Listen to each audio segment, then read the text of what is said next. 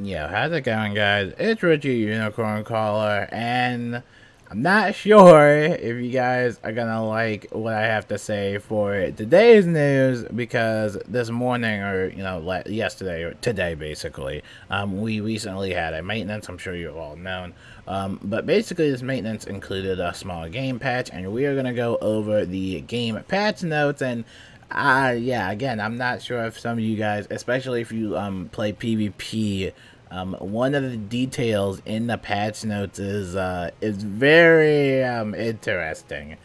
So anyway, let's get on to the patch notes itself, and we're gonna read everything that's basically happening in the spiral. So this is the the January the January 19th 2022 patch notes. I'll leave this linked if you wanted to read it yourself.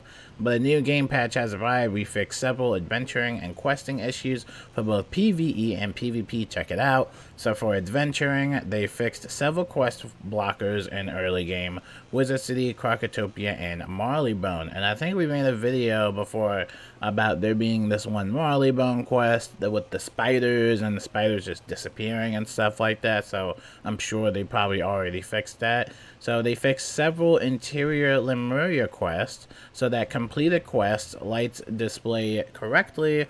Players should now receive the Bookworm badge for completing the Lore, and Trip to the Library quest. Players should now be able to complete the Gotta Go See Greta quest to achieve the that was a tongue twister. But basically, you can get the related badges for that one. And then also, Yursai Village now has health whiffs and should apply passive healing, which is awesome. That's awesome. So that's cool.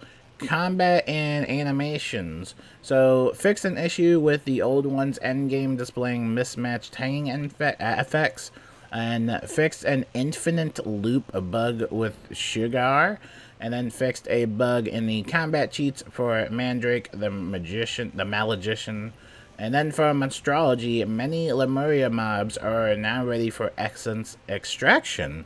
So we could potentially see more mobs that are available to collect in Lemuria, which is awesome, through Monstrology. Monstrology is fun. I like Monstrology. So for PvP, this is the big one. So fixed a bug with the match timer related to disconnects during a match.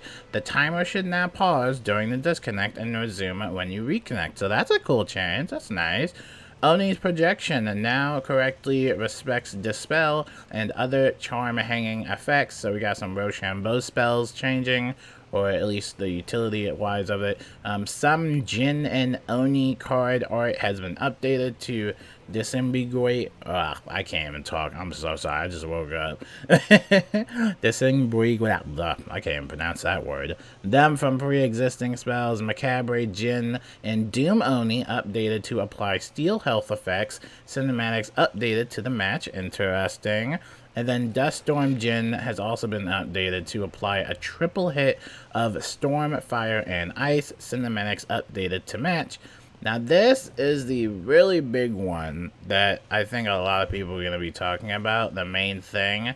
So this, I'm going to highlight it right here. But in our continued efforts to encourage a fun, fair, and friendly competitive environment, accounts that have an active mute status will not be able to queue in PvP.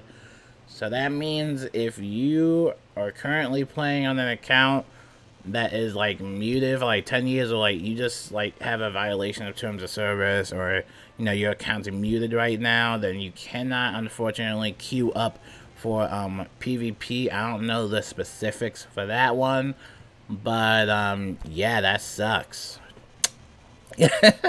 That was the big one I was talking about. That was the big one. So I'll let you guys digest that one for a little bit. But going on from this, we got some graphics and UI changes. They fixed display issues with the translucent card art on the new PvP Jin and Oni spells. Pretty nice. Fixed display issues on Mandoria and Badland doodle maps related to mob icons. Cool.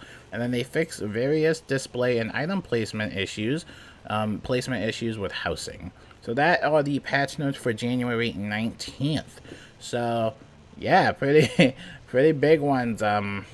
yeah, that one in the middle, that's a big one, dude, because if you have like a muted account, like that's pretty much it. Like you can't queue up for PvP. It also kind of raises the door for any other type of account sanctions that they could possibly create. So I think we might see this far beyond PvP.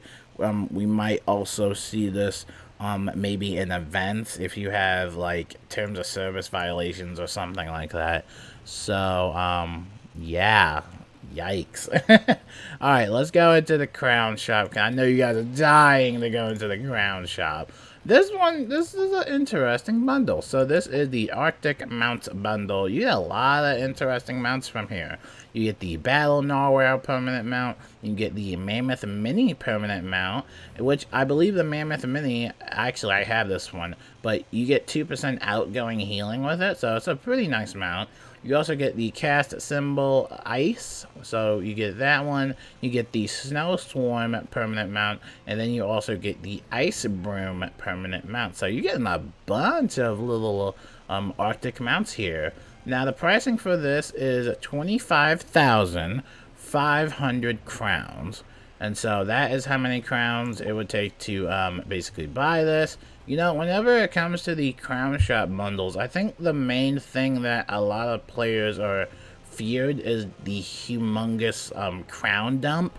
Because 25,500 crowns, that's kind of same on par with the Amazing Pet bundle. So whenever you're seeing, or whenever players see something like 25,000 crowns or 30,000 crowns, or you know, just even 5,000 crowns, you know, it does scare players away. I mean, for me personally, I'm not doing it. I actually have some of these mounts already, or at least I believe I got the Mammoth Mini right here, my beautiful Mammoth Mini, which can be farmed for via a boss in Peleus. Forgot the boss name. I'm sure somebody in the comments can write that down. But whatchamacallit, this can also be bought in the crown shop separately. I'm not sure if it's still available separately. I'm not sure if they just took that away. But I really do like the Mammoth Mini mount. It's one of my favorite mounts just because of that 2% outgoing healing substat. It's really nice. Yeah, this is about 9,000 crowns. I was fortunate enough to actually be gifted this by one of the viewers when I was live streaming. So that was awesome. That was really nice. But yeah, there's your little crown shop update. Again, another big bundle. It's up to you if you want to buy it or figure that out for yourself. Pretty interesting mounts in that bundle, I would have to say.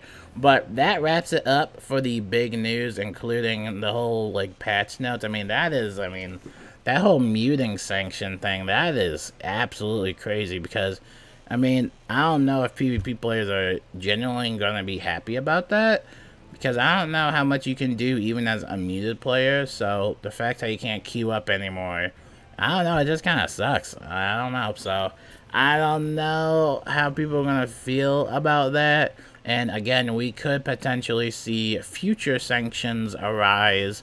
Maybe you won't be able to do certain other activities or stuff as well if you have a violation of terms of service.